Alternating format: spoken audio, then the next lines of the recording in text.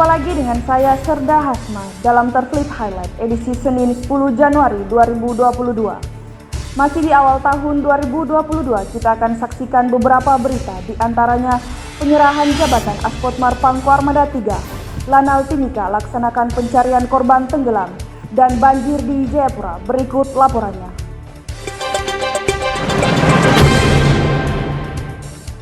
Asisten Potensi Maritim Panglima Komando Armada 3, Kolonel Marinir Budiarso SE, menyerahkan jabatannya kepada Panglima Komando Armada 3, Laksamana Muda TNI Irfansyah SH CRMP MTR Opsla, dalam acara penyerahan jabatan secara sederhana, namun khidmat di ruang kerja Panglima Komando Armada 3, Mako Ko Armada 3, Katapop, Kabupaten Sorong, Papua Barat.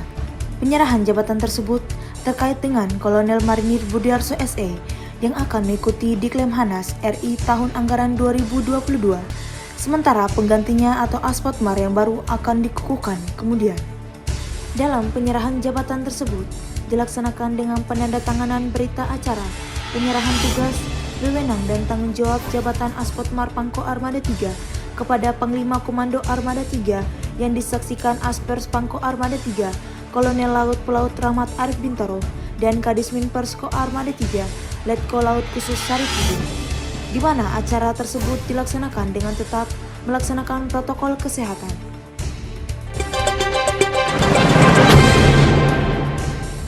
Tim SAR gabungan sebelum melaksanakan pencarian korban melaksanakan briefing untuk menentukan tindakan yang akan dilaksanakan guna menemukan korban yang diduga tenggelam di Kali Kaye Agats. Selanjutnya, tim SAR gabungan menyusuri Kali Kaye dengan perahu karet untuk pencarian korban tenggelam. Pangkalan TNI Angkatan Laut Timika, dalam hal ini Pos Angkatan Laut Agats bersama tim SAR gabungan Pol Airut, Polres Asmat dan Pos Basarnas Agats berhasil menemukan mayat dengan identitas laki-laki berinisial MT umur 38 tahun di Muara Yepem Distrik Agats Kabupaten Asmat. Korban sebelumnya dinyatakan hilang saat berenang menyeberangi Kali Kaye Distrik Agats Kabupaten Asmat, Papua, di mana korban tersebut diduga tenggelam dan hanyut terbawa arus pada hari Rabu 5 Januari 2022 sekitar pukul 15.00 waktu Indonesia Timur.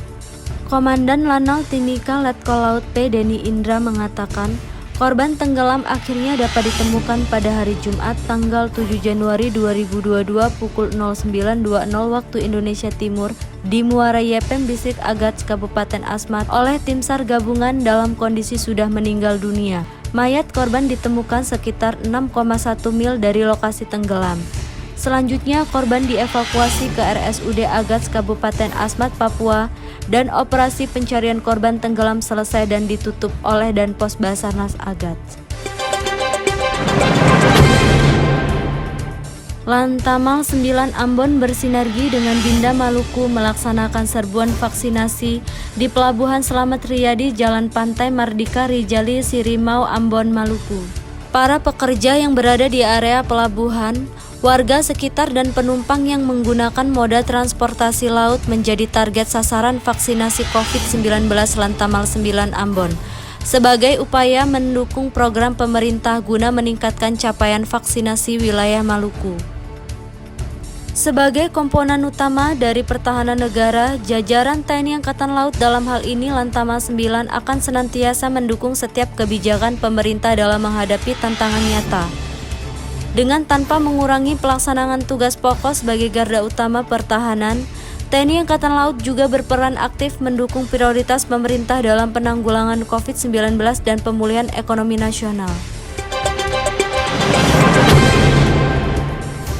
Hujan yang turun dari Kamis sore sampai Jumat dini hari tanggal 7 Januari 2022 membuat sejumlah drainase tidak mampu menampung debit air sehingga membuat komplek TNI Angkatan Laut Hamadi mengalami kebanjiran hingga setinggi lutut orang dewasa. Melihat situasi seperti ini, Komandan Lantamal 10 Jayapura Brigjen TNI Mar Ferianto Pemar Paung langsung bergerak mengunjungi rumah prajurit dan PNS Lantamal 10 yang terkena dampak banjir tersebut.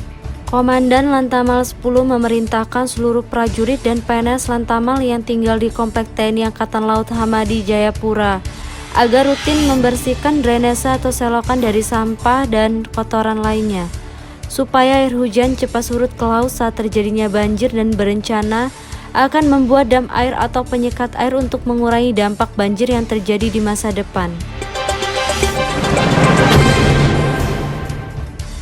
Asah naluri tempur prajurit, Pangkalan TNI Angkatan Laut Samlaki laksanakan Handmarch. Kegiatan Handmarch tersebut mengambil rute sekitar 20 km diawali dari Jalan Slamet Riyadi, Jalan Mathilda Batleyari, Tugu Segitiga, Jalan IR Soekarno, dan finish di Mako Lanal Samlaki. Dan kegiatan tersebut diikuti oleh seluruh prajurit Lanal Samlaki, baik perwira, bintara, maupun tamtama. Dengan rute yang cukup berat, diharapkan fisik prajurit akan tetap terjaga dan prima dalam mengemban tugas sehari-hari. Menurut Komandan Pangkalan TNI Angkatan Laut Samlaki, Letkol P. Ridwan Rizky Musa SEMTR Opsla, kegiatan tersebut merupakan salah satu fungsi komando dalam pembinaan fisik dan pemeliharaan kesehatan, serta mengasah dan mempertajam naluri tempur sebagai prajurit TNI, demi mendukung kesiapan prajurit pada saat melaksanakan tugas.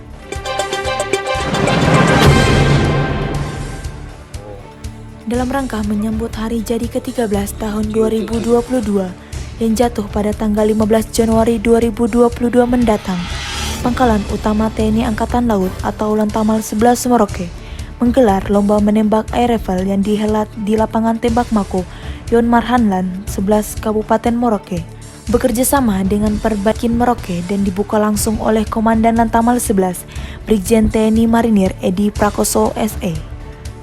Lomba menembak air rifle terdiri dari 3 kelas, yaitu kelas 50 meter, kelas 33 meter, dan kelas 20 meter.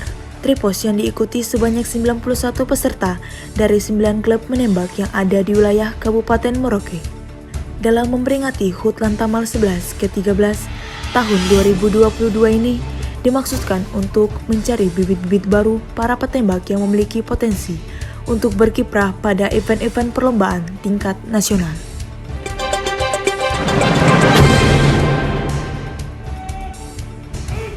Komandan Pangkalan Utama TNI Angkatan Laut atau Danlantamal 14 Sorong, Laksma TNI Imam Musani, memimpin upacara purna tugas bagi 2 bintara TNI Angkatan Laut yang akan memasuki purna tugas bertempat di lapangan apel Mako Lantamal 14, Jalan Bubaran nomor 01, Kota Sorong, Provinsi Papua Barat.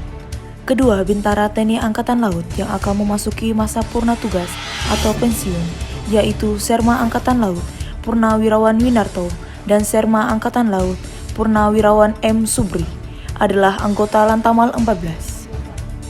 Dalam sambutan, Komandan Lantamal 14 menyampaikan salah satu tradisi di lingkungan Lantamal 14 dan sebagai wujud penghormatan, dedikasi, dharma bakti, serta ucapan terima kasih atas pengabdian yang telah diberikan demi kejayaan TNI Angkatan Laut, bangsa, dan negara Republik Indonesia. Tetap patuhi protokol kesehatan. Sekian terkait highlight kali ini. Korapda Media Jaya.